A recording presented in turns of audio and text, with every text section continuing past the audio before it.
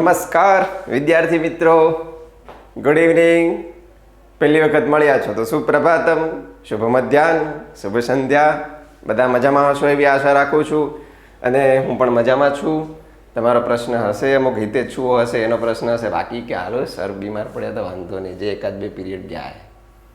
મજામાં મિત્રો બધા? એકદમ મસ્ત, સરસ. દિયા, હેપી, પલક, યતિન, રુચા, સિદ્ધિ, રિદ્ધિ, તન્વી, સાક્ષી, કૃષ્ણા, ઇન્દ્રજીત, જોરદાર નામ છે ઇન્દ્રજીત, મનીષ, સુહાન, મિતાંગ કે મિતાંગ, દક્ષ, પાર્થ. સરસ, લો તમારા ચહેરા બતાવવા બદલ આભાર. પિયા, લે ચા બનાવે છે પાર્થ, શું વાત છે? તો ઉકાળો બનાવે છે, મેગી બનાવે છે, ક્યાં વાત છે. સરસ. તો મિત્રો શરૂ કરીએ, આપણે વધારે સમય ન લેતા. આપણા 8 ચેપ્ટર સુધી કમ્પ્લીટ થયું છે. તમારો કોઈનો પ્રશ્ન નહીં જ હોય એવી આશા રાખું છું. સીધા જોઈએ ચેપ્ટર નંબર 9 ઉપર. હા બેટા, અર્થ વિસ્તારનો ફોટો ક્યાંથી મોકલું? બનાવેલો છે તો મોકલું. ચલો સીધા 9મા ચેપ્ટર તરફ જઈએ. આગળ તૈયાર બધા? રેડી? આંખો વાળો આંધળો, એ ચેપ્ટર જોવાનું છે આપણે. આંખો વાળો આંધળો જોઈએ કોણ છે આંખોવાળા આંધળા. આપણામાંથી પણ ઘણા બધા હઈશું, આપણે બધા આંખોવાળા આંધળા જ છીએ. કંઈક ને કંઈક એવા ઉટપટાંગ કાર્યો કરી લઈએ જેથી કરીને આંખોવાળા આંધળા થઈ જઈએ છે. સમજાતું નથી કે એવું શા માટે થાય છે, પણ થાય છે.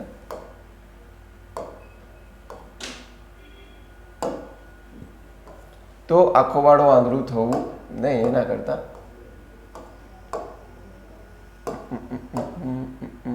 ચક્ષુષ્માન અંધ એવ. મેં તમને આની ચર્ચા કરી. એના જે લેખક છે, રાઇટર છે, પેલા મહાશય કોણ છે? બાણભટ્ટની મેં ચર્ચા કરી હતી, યાદ છે ને બધાને?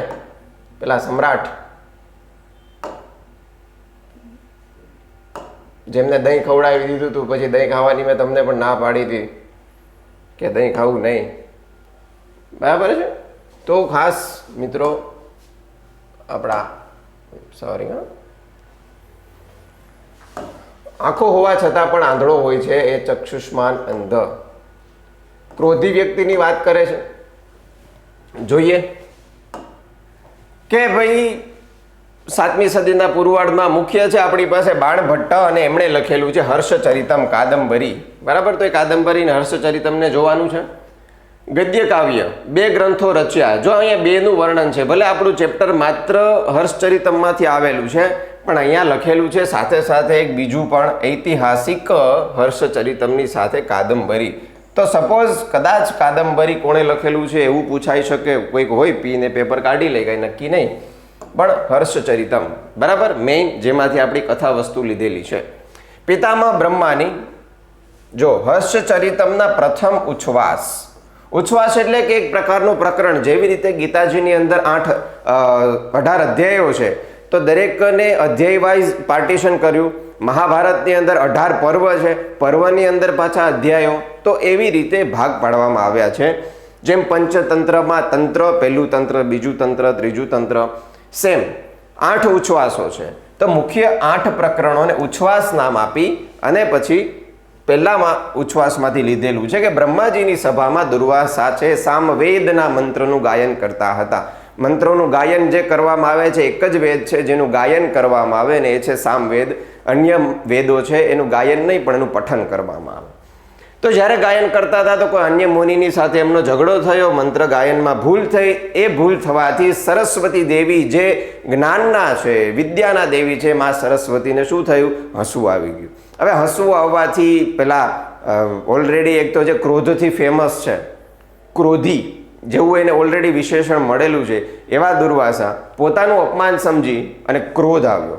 જેવો ક્રોધ આવ્યો એટલે એના ક્રોધથી પહેલાં તો અન્ય તો ડરી જ જાય, અને એમણે સીધો સરસ્વતી માતાને શાપ આપી દીધો કે તમે સ્વર્ગલોકમાંથી પૃથ્વીલોકમાં જાઓ. હવે એવો શાપ આપ્યો ત્યારે અન્ય ઋષિમુનિઓ બધા ડરી ગયા. પણ પિતામહ કોને કહેવાય? પિતાના પિતા એટલે કે આપણા દાદા કે નાના, એને આપણે પિતામહ કહી શકીએ. બરાબર? તો એ પિતામહ છે બ્રહ્માજી. એટલે એમણે શું કર્યું? દુર્વાસાને ઠપકો આપ્યો કે ભાઈ આ જે તમે પ્રવૃત્તિ કરી, ક્રોધ કર્યો, એ ક્રોધ ખરેખર તમારે કરવો જોઈએ નહીં.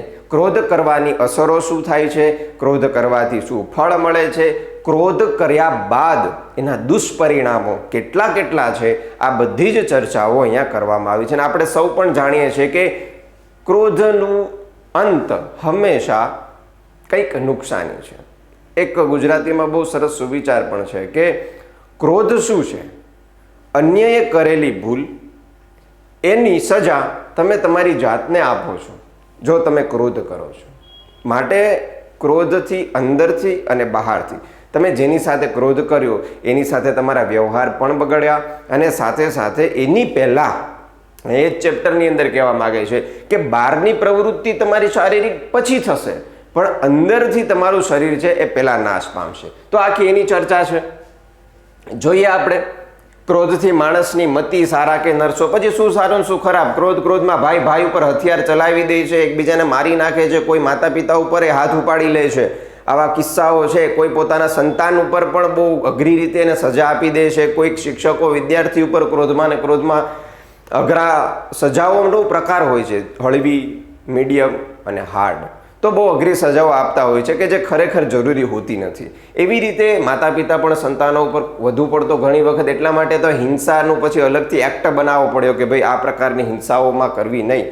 તો એ માણસ ક્રોધમાં અંધ બની જાય છે. આંખો હોવા છતાં પણ અંધ બનેલા એ વ્યક્તિઓની ચર્ચા અહીંયા આપણા આની અંદર કરેલી છે. તો જોઈએ હવે શું છે આગળ. અથ તામ તથા શપ્તામ સરસ્વતીમ. શપ્તામ એટલે શાપિત થયેલી સરસ્વતી, કે જેને શાપ લાગ્યો છે એવી સરસ્વતી. બરાબર.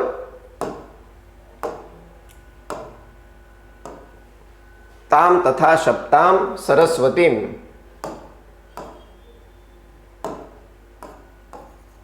કેમ નહીં નીચે આવતું યાર? વેઇટ.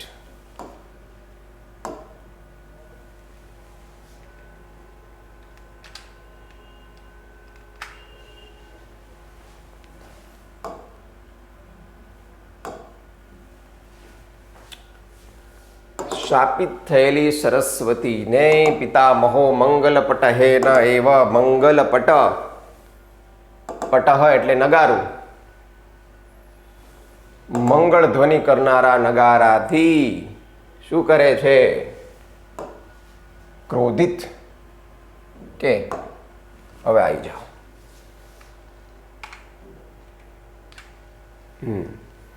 તામ તથા શબ્દામ સરસ્વતીમ પિતામહો મંગલપટ હે ન.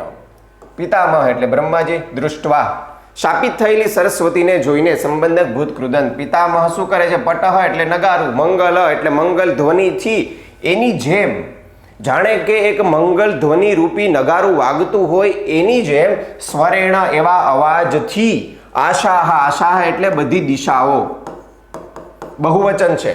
બધી જ દિશાઓ પૂરયન, જાણે કે એટલા ગંભીર અવાજમાં જોરદાર રીતે ખીજાતા હોય ત્યારે જાણે બધી જ દિશાઓમાંથી આમ પેલું ના કે પડઘા પડતા હોય એ રીતે. સુધીરમ દુર્વાસસમ ઉવાચ. કેવા દુર્વાસા? સુધીર. એ પણ પોતે ધીરજવાળા છે. દુર્વાસા છે એ પણ બહુ જ્ઞાની છે. માત્ર ને માત્ર એમની ભૂલ એટલી છે કે ક્રોધ કરે છે. નાની નાની વાતમાં એમને ક્રોધ આવી જાય છે. બાકી દુર્વાસા બહુ વિદ્વાન છે, જ્ઞાની છે. અને જેમને વિષ્ણુ ભગવાનની છાતી ઉપર એમની પરમિશન વગર એના લોકમાં ઘૂસી જાય છે અને એની છાતી ઉપર જે પાદ પ્રહાર લત મારી દે છે. હવે એ દુર્વાસા સમજી શકો એનું લેવલ કેટલું ઊંચું છે. પણ ક્રોધ. ઉવાચ કીધું. આ ઉવાચ છે ને વચ ધાતુથી બને. ઉવાચ જ્યારે પણ જે સંવાદને, જે વાતોચીતોને આપણે જોઈ નથી કે સાંભળી નથી, જે પ્રત્યક્ષ નથી એવી ચર્ચા હોય ત્યારે ઉવાચ વપરાય. પરોક્ષ છે, તમને પૂછાશે નહીં. બ્રહ્મન હવે સમજાવે છે દુર્વાસાને કે બ્રહ્મને હંમેશા સાધુ મહાપુરુષોને બોલાવવા માટેનો એક શબ્દ છે, જેને બ્રહ્મની ઉપાધિ મળે છે એવા. બ્રહ્મન ન ખલુ સાધુ સેવિતો યમ પંથાહ. સાધુ સેવિત સંધિ છે કે આજે તમે પંથ એટલે કે રસ્તો જે અપનાવ્યો છે, કયો રસ્તો? ક્રોધ કરવાનો. કેવો છે? સાધુઓ દ્વારા સેવિત નથી. સાધુઓ ક્યારે આ રસ્તા ઉપર ન ચાલે. સાધુ મીન્સ સજ્જનો. મહાપુરુષો એ ક્યારે આવા રસ્તા ઉપર ચાલતા નથી. કેવા? યેનાસી પ્રવૃત્ત, જેનાથી તમે પ્રવૃત્ત થયા. યેન અસી ત્વમ અસી, ત્વમની સાથે સી લાગે ને. સહતી તૌતઃ તે અંતિ અહમ્મી આવામ વહ, તો ત્વમ સી અસ ધાતુથી બની જશે અસી. યેન અસી સંધિ છે કે જેનાથી તમે પ્રવૃત્ત થયા છો. આ રસ્તો સાધુઓ દ્વારા સેવિત નથી. નિહંતી એષ પરસ્તાત, સંધિ બની જશે નિહંતી પ્લસ એષ, ઈની જગ્યાએ ય થઈ ગયો, પાછળ સ્વર છે એટલા માટે, તો બની જશે નિહંત્યેષ પરસ્તાત, પાછળથી હંમેશા હણે છે, નુકસાન કરે છે. કયો રસ્તો? ક્રોધનો. ઇન્દ્રિય અશ્વ સમુત્થાપિતમ હિ, ઇન્દ્રિય અશ્વ એટલે કે ઇન્દ્રિય રૂપી ઘોડાઓ. તમે એકાદો ચિત્ર જોયું હશે કે જેમાં અલગ અલગ ઘોડાઓ 10 હોય અને એકના હાથમાં લગામ હોય, ને 10 ઘોડાઓને ઇન્દ્રિયનું સ્વરૂપ આપ્યું છે. એક ઘોડામાં ક્યાંક કાનનો આમ ચિત્ર દોરેલું હોય, એકમાં આંખ હોય, એકમાં જીભ હોય, એવી રીતે અલગ અલગ ઇન્દ્રિયો છાપેલી હોય છે. આવું ક્યાંક ચિત્ર તમને જો નજરમાં આવ્યું હોય તો. અને એક હોય છે કે જે એ બધી જ ઘોડાની લગામો હાથમાં રાખીને બેસે છે. તો ઇન્દ્રિય રૂપી આ જ્યારે ઘોડાઓ દોડે છે, આપણા સતત આંખ, કાન, નાક, મોઢું, આ બધી જ ઇન્દ્રિયો સતત પ્રવૃત્તિ કરે છે. તો ઇન્દ્રિય રૂપી જ્યારે ઘોડાઓ દોડે છે ત્યારે શું થાય? રજઃ ઉત્થાપિતમ, ધૂળ ઉડે છે. ઘોડા દોડવાથી ધૂળ ઉડે છે. તો એનાથી શું થશે? કલુષયતિ દૃષ્ટિમ, ધૂળ ઉડે છે. તો આપણે તો ખબર જ હોય કે જ્યારે રસ્તા ઉપર જઈએ છીએ, ઘોડાઓની જગ્યાએ વાહનો જાય છે, તો આપણને ધૂળ ઉડવાથી આંખોમાં એ પડે છે અને આપણી આંખો ખરાબ થાય છે, આપણી દૃષ્ટિ થોડીક ઝાંખી પડે છે, નજર. તો અહીંયા પણ એ જ કહેવા માંગે છે, અનક્ષજિત, જેને આંખો બરાબર નથી, જેની ઇન્દ્રિયો એની કંટ્રોલમાં નથી, એવા લોકોને જ્યારે પણ ઇન્દ્રિય રૂપી ઘોડાઓ દોડે અને એનાથી જે ધૂળ ઉડે છે એનાથી એની કલુષયતી, ખરાબ થાય છે. શું? એની નજર ખરાબ થાય છે. શું કરવું શું ન કરવું એનું ભાન રહેતું નથી. તો કિયત દૂરમ વા ચક્ષુઃ ઈક્ષતે, જે આંધળા છે એને તો આવું થાય જ છે, તો પછી કિયત દૂરમ, તો પછી કેટલું દૂર છે? ચક્ષુઃ ઈક્ષતે, જેને આંખો છે, ચક્ષુઃ પ્લસ ઈક્ષતે, આંખો વાળાને તો પહેલા અસર કરશે. અંધ, અનક્ષજિત, જો અહીંયા છે અનક્ષ, અક્ષ નહીં તત્પુરુષ. તો વિશુદ્ધયા હિ ધિયા પશ્યંતી, વિશુદ્ધયા, શુદ્ધ, ધિયા, ધી શબ્દ આપણો મેઇન શબ્દ છે ધિયા, બુદ્ધિ વડે. કેવી બુદ્ધિ? તો કે વિશુદ્ધ, અતિશય શુદ્ધ હોય ને એને વિશુદ્ધ કહેવાય. શુદ્ધ બુદ્ધિ વડે પશ્યંતી, જોવે છે. કોણ? કૃતબુદ્ધય, જે બુદ્ધિશાળી લોકો છે એ પોતાની શુદ્ધ બુદ્ધિ વડે જોવે છે. શું જોવે છે? સર્વાન અર્થાન, બધા જ અર્થો. અર્થ મતલબ કે દરેક કારણ, રીઝન, કે અહીંયા અસતઃ સતઃ, શું સારું છે અને શું ખરાબ છે. અસતઃ એટલે શું ખરાબ, અને સતઃ શું સારું. ડાયરેક્ટ ડિસિઝન નથી લઈ લેતા. ક્રોધી શું કરે છે? એ આ વસ્તુ જોઈ શકતા નથી, એટલે એને કૃતબુદ્ધય નહીં કહેવાય. ક્રોધીને કૃતબુદ્ધય જે શાંત છે, જે ખરેખર બુદ્ધિશાળી છે, એ ઇન્સ્ટન્ટ કોઈ પણ પ્રવૃત્તિ થશે તો એના ઉપર ક્રોધ નહીં કરે.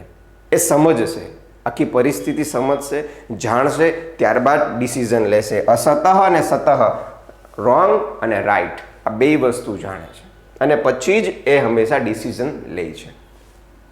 નિસર્ગ વિરુદ્ધિની ચ યમ, નિસર્ગ એટલે કે પ્રકૃતિ.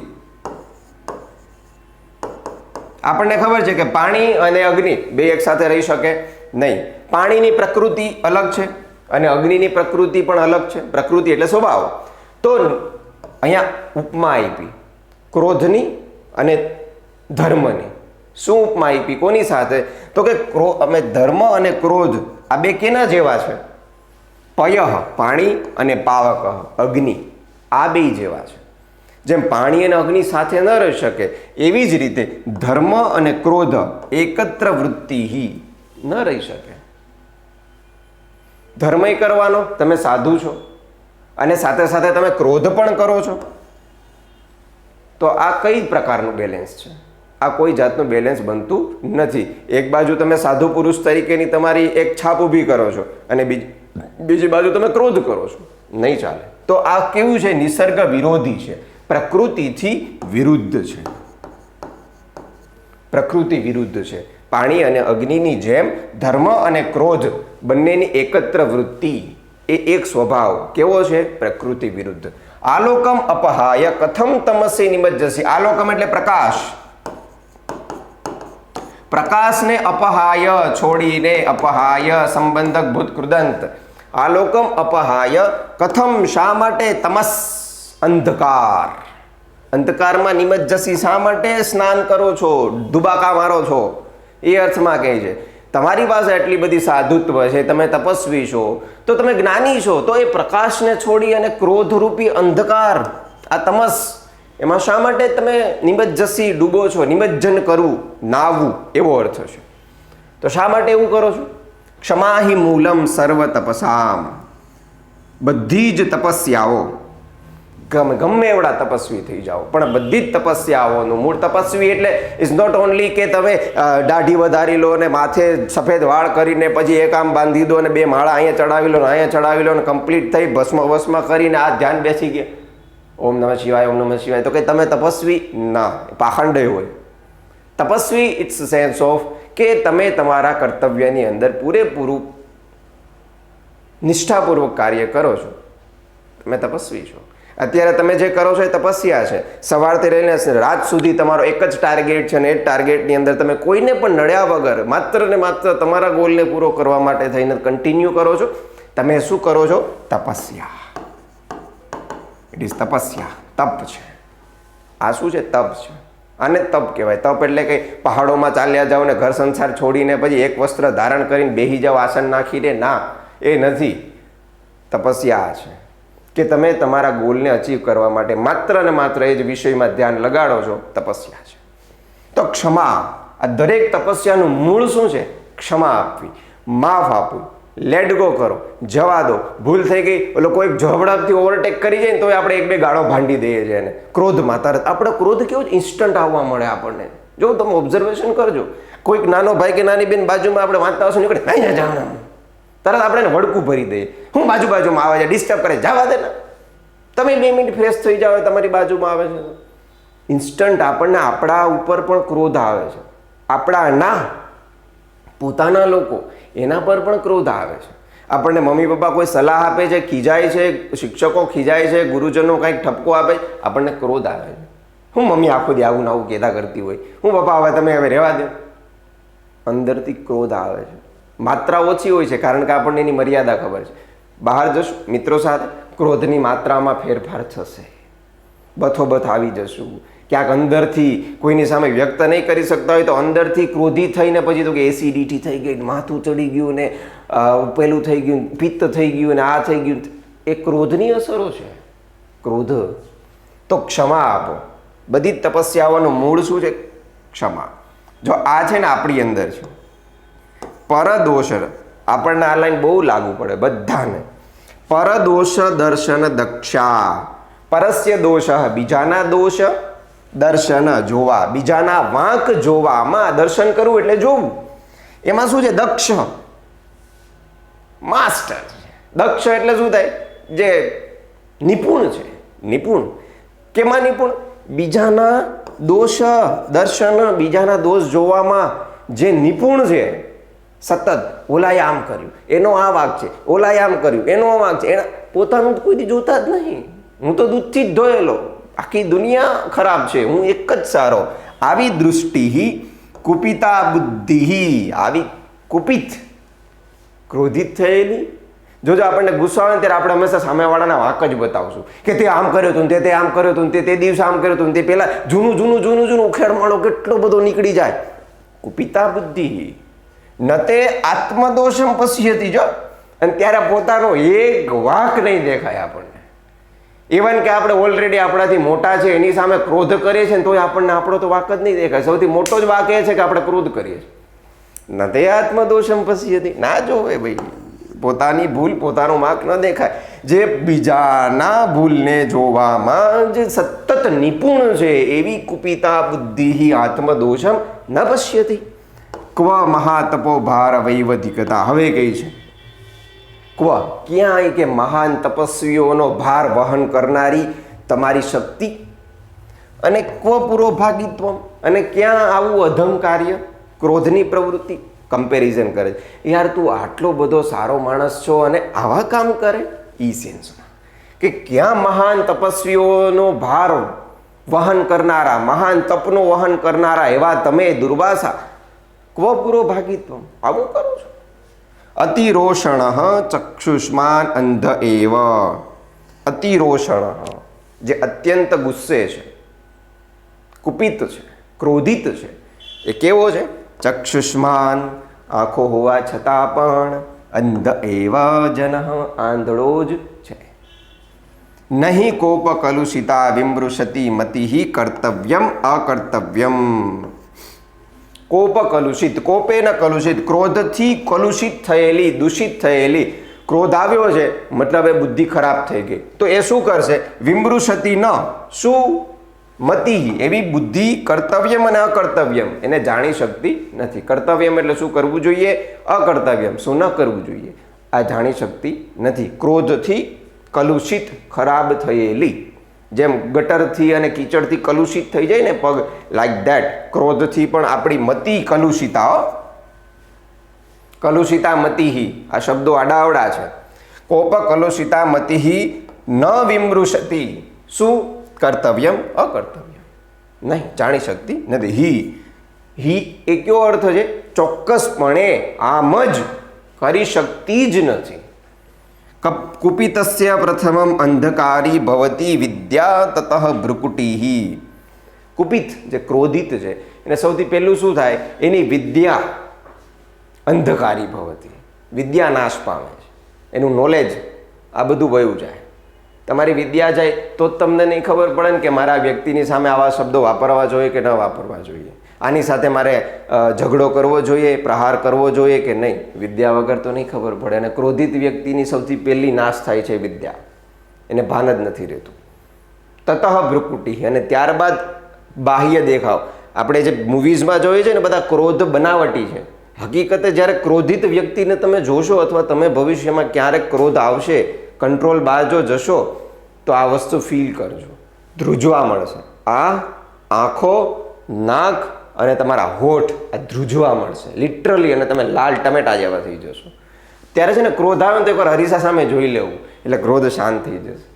જોઈ લેજો કેવા ભયંકર લાગો છો. તતઃ ભ્રુકુટિ, ત્યારબાદ ભ્રુકુટિ, એ તમારી ભ્રુકુટિ એટલે આ ભાગ, એ અંધકારમાં જાય છે. પણ પહેલાં તો વિદ્યા વહી જાય. આ શું છે? પાછળથી જે થાય છે એ અંગોની વાત છે. એની પહેલાં જે વસ્તુ થાય છે એ બધું શું છે? તમારું જ્ઞાન, વિદ્યા, તપ, ઇન્ટરનલ, અંદરની વસ્તુઓ. આદૌ પહેલા ઇન્દ્રિયાણી રાગ સમાસ્કંદતી, અંદરની તમારી જે ઇન્દ્રિયો છે એ બધી પહેલા રાગ, લાલાશ. રાગહનો અર્થ અહીંયા શું થશે? લાલાશ પડતી. ઘણા ખબર છે આ ગુસ્સો કરે તો પેલું થઈ જાય, આંખો લાલ થઈ જાય. તો કે આંખો તો પછી લાલ થશે જે સામેવાળાને દેખાશે, પણ એની પહેલાં અંદરની ઇન્દ્રિયો, એ તમારી રાગહનો બીજો અર્થ એ પણ છે, ખરાબ થઈ જશે, દૂષિત થઈ જશે. ઘણાય તો ક્રોધમાં ને ક્રોધમાં ઘણાની કમાન છટકી ગઈ છે, એ ભાઈ કિસ્સાઓ છે ઘણા બધા. ખસી ગયો મગજ, બુદ્ધામાંથી બુદ્ધું થઈ ગયા. તો લાલાશ પડતું પછી થાય. આંખો તો પછી, ચરમમ, ચરમમ એટલે પછી હો, બાદમાં. આદૌ, આ શું છે? વિરોધાર્થી. આદૌ એનું વિરુદ્ધાર્થી થશે ચરમમ. આદિ એટલે પહેલા, ચરમમ એટલે પછી, પાછળથી. આરંભે, શરૂઆતમાં, તપઃ ગલતી, પહેલાં તો તમે જે તપસ્યાઓ ભેગી કરી છે, તમારી તપ, મહેનત, એ બધી ગલતી, બળી જાય છે. પશ્ચાત સ્વેદ સલિલમ, ત્યારબાદ સ્વેદ એટલે પરસેવાના, સલિલમ એટલે પાણીના જે ટીપા પડે ને પરસેવાના, એ સલિલ એટલે પાણી, પ્રવાહી. તો કે પહેલાં તમારી તપસ્યા ગલી જાય, પછી સ્વેદ. પૂર્વમ અયશઃ સ્ફુરતિ, સ્ફુરતિ ફફડે છે. શું? અયશઃ, યશ એટલે કીર્તિ, ફેમ એને નેગેટિવ. ન યશઃ ઇતિ અયશઃ. નહીં તત્પુરુષ કે સૌથી પહેલા તમારી અપકીર્તિ ફેલાય જાય અને ત્યારબાદ અધરઃ અનંતર પછી તમારા હોઠ ધ્રુજશે. અહીંયા એ સ્ફુરતિ યશ ધ્રુજો ઇટ્સ અ સેન્સ ઓફ કે તમારી અપકીર્તિ થશે કે આ વ્યક્તિ ક્રોધિત છે, આની બાજુમાં ન જવાય. કથમ લોક વિનાશાય, તો પછી શા માટે? કથમ વાય લોક વિનાશાય, લોકોનો વિનાશ થાય છે એવા વિષ પાદપ. પાદપ એટલે થશે વૃક્ષ. વિષ ઈવ ઝેરીલા વૃક્ષની જેમ, કારણ કે ઝેરીલું વૃક્ષ હશે એના જે ફળ આવશે એ પણ ઝેરીલા જ હશે, તો એ ફળ આપણા કોઈ કામ આવી શકે નહીં, ઉલટાનું નુકસાન કરે. તો કે શા માટે તમે ઝેરીલા વૃક્ષની જેમ તમારા જટા અને વલ્કલ, તમારા વાળ જટા અને વલ્કલ જે તમે વસ્ત્રો ધારણ કર્યા છે એ થઈ ગયા જાતા નહીં?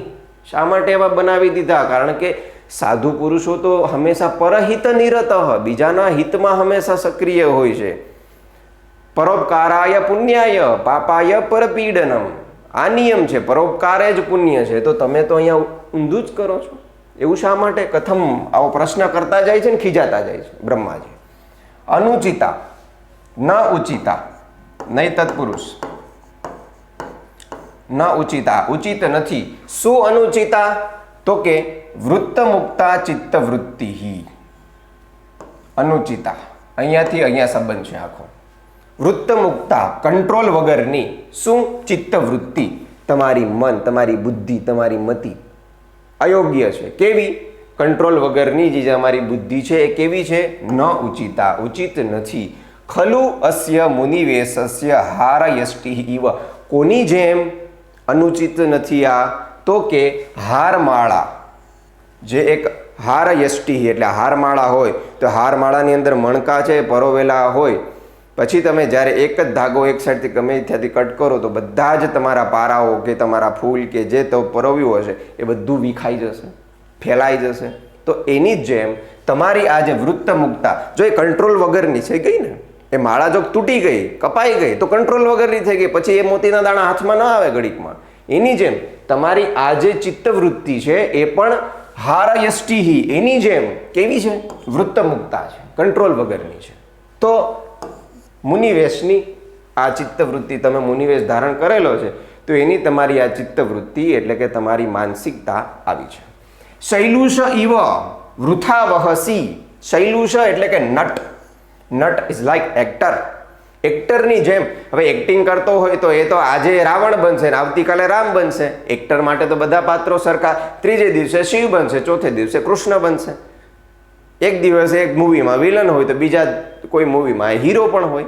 તો એક્ટર માટે તો બધા જ વેશ સમાન, એને જે પાત્ર આપો એ ભજવી નાખે. તો અહીંયા એક્ટરની ઉપમા આપી દીધી. કોને? દુર્વાસાને. કોણ? એ બ્રહ્માજી. શા માટે? કારણ કે એણે શું કર્યું? એક્ટરની જેમ કૃત્રિમ રીતે છે. ઉપશમ શૂન્યેન ચેતસા તાપસા કલ્પમ. આ જે તપસ્વીઓનો વેશ છે જે ધારણ કર્યો છે એ કેવો છે? ઉપશમ શૂન્ય છે. ચેતસા મનથી કૃત્રિમ રીતે તમે આ જે વહન કરો છો નટ બનીને, લાઈક એક્ટરની જેમ, એ યોગ્ય નથી. માટે અલ્પમ અપી નતે પશ્યામી કુશલ જાતમ. હું આમાં થોડુંક પણ, અલ્પ એટલે થોડું, થોડુંક પણ અહીંયા હું કુશલ જાતમ, કંઈક કુશળતા. જાતમ એટલે ઉત્પન્ન થાય, ઉત્પન્ન એટલે જાતમ, ઉત્પન્ન. હું અહીંયા થોડુંક પણ ક્યાંક કુશળતા ઉત્પન્ન થાય એવું જોતો નથી. ન પશ્યામી અહમ, હું જોઈ શકતો નથી. કોણ? બ્રહ્મા. તો બ્રહ્માજીએ ફૂલ ઠપકો દીધો ફૂલ. હજી આનાથી ઘણું આગળ છે વર્ણન, પણ એ પેલામાં છે મેન ગ્રંથમાં, હર્ષચરિતમમાં મેં વાંચ્યું છે. સરસ છે, પણ આપણે એની ચર્ચામાં ખોટું પડવું નથી. તો ભાઈ આવા તમારા ઉપશમ શૂન્યના કૃત્રિમ રીતે તમે આ જે વહન કરો છો, નટ, શૈલું છે એટલે નટ, તો એ તમારે કરવો જોઈએ નહીં. ઉપશમ શૂન્ય ચેતસા, શાંતિ રહિત મનથી. બરાબર? આવી ગયું સમાસમ. આશા રાખું છું કે ક્રોધની અસરો તમને સમજાઈ ગઈ હશે. ન સમજાણી હોય તો સમજશું પાછા.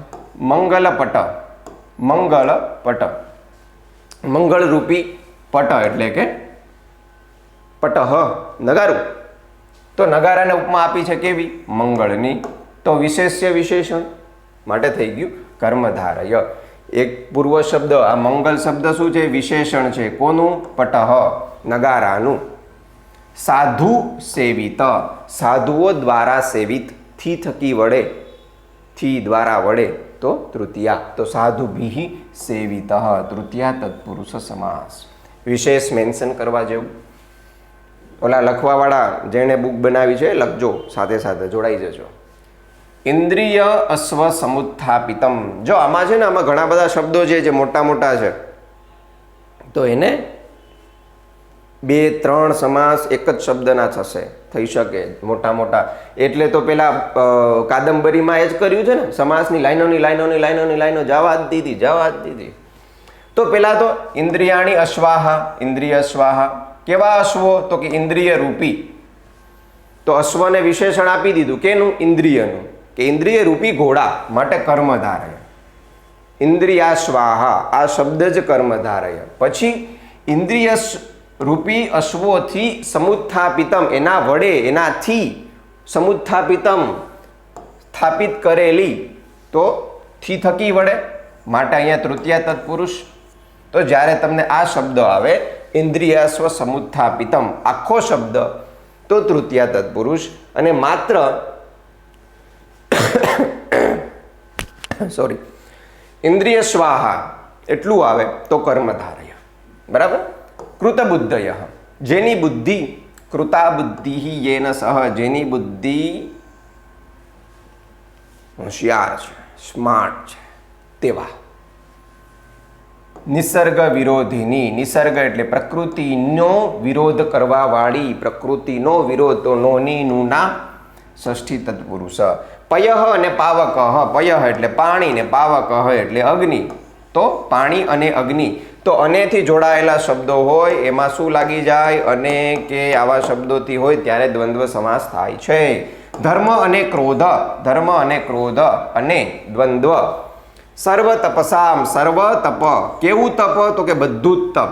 સર્વ એ પણ એક પ્રકારનું વિશેષણ છે, માટે કર્મધારય. પરસ્ય દોષ, પરદોષ દર્શન દક્ષ. આખો જ શબ્દમાં 2-3 સમાસ છે. પેલો પરદોષ, બીજાનો દોષ, નોનીનું ના, માટે ષષ્ઠી તત્પુરુષ. પરદોષસ્ય દર્શનમ, બીજાનો દોષ જોવાનો, ષષ્ઠી તત્પુરુષ. તો 2 શબ્દ થઈ ગયા. પરદોષ દર્શનમ ષષ્ઠી તત્પુરુષ અને પરદોષ ષષ્ઠી તત્પુરુષ. પરદોષ દર્શને દક્ષા, બીજાનો દોષ દર્શન એટલે જોવામાં, દર્શનમાં, જોવામાં, તો એ શું થઈ જશે? સપ્તમી. દક્ષા જે નિપુણ છે, હોશિયાર, આપણે બધા એ જ કરીએ છીએ, બીજાનો જ વાંક જોવાનો. સપ્તમી તત્પુરુષ વિશેષ છે માટે મેન્શન કરવાનો. આખો શબ્દ જ્યારે આવે ત્યારે એ થશે આપણો સપ્તમી. આત્મદોષમ, પોતાનો દોષ, નોની નુના, પોતાનું, ષષ્ઠી. મહાતપ, મહાની સાથે કર્મધારય, એ તો આપણે ફિક્સ જ હતું. મહાતપ તો એ કર્મધારય, મહાતપ આટલું જો કર્મધારય. પછી મહાતપો ભાર, તો મહાન તપનો ભાર, તો મહાતપનો ભાર માટે ષષ્ઠી, નોની નુના. મહાતપના ભારની વૈવધિકતા, તો નોની નુના, ફરીથી ષષ્ઠી. માટે આખો શબ્દ આવે તો ષષ્ઠી તત્પુરુષ. અને મહા ખાલી માત્ર મહાતપ એટલું જ આવે તો એ થઈ જશે કર્મધારય. મહાતપ, મહાદેવ, આ રીતે. કોપ કલુષિતા, કોપથી, ક્રોધથી, કલુષિત, દૂષિત, તો થી થકી વડે તૃતીયા. વિભક્તિ અર્થ આપણે ભણ્યા જ છે. સ્વેદ સલિલમ, સ્વેદનું, પરસેવાનું, સલિલમ ટીપું, તો નોનીનું ના, ષષ્ઠી તત્પુરુષ. લોક વિનાશાય, લોકાનામ વિનાશ, લોકોનો વિનાશ, ષષ્ઠી તત્પુરુષ, લોકોનો વિનાશ. વિષપાદપ, વિષસ્ય પાદપ, વિષનું વૃક્ષ, નોની નુના ષષ્ઠી તત્પુરુષ. જટા અને વલ્કલ, તો અનેથી આપણે જોડ્યું બંને શબ્દોને, જટા અને વલ્કલ, જટા અને કપડા, વલ્કલ. તો દ્વંદ્વ, ઇતરેતર દ્વંદ્વ જોવાની જરૂર નથી, માત્ર દ્વંદ્વ યાદ રાખો, કારણ કે બે પ્રકાર છે દ્વંદ્વના, એક છે સમાહાર અને ઇતરેતર.